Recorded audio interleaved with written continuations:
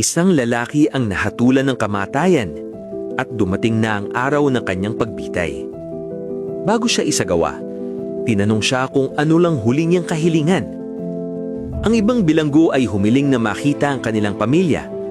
Ang iba naman ay humiling ng paborito nilang pagkain. Ngunit ang lalaki nito ay may ibang hiling. Isang ballpen at isang papel lang ang kailangan ko. Nagulat ang mga gwardya, ngunit ibinigay pa rin nila ito. May isinulat siya, tiniklop ang papel, at ibinigay sa isang opisyal. "Pakibigay po ito sa nanay ko," sabi niya.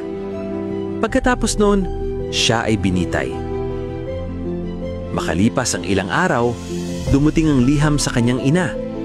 Binasa ito ng babae at agad siyang bumagsak sa sahig. Nang dumating ang pulis para mag-imbestiga, nakita nila ang sulat sa tabi ng kanyang katawan. Ganito ang laman ng liham. Wana ku'y kwarta, wana ku'y kwarta.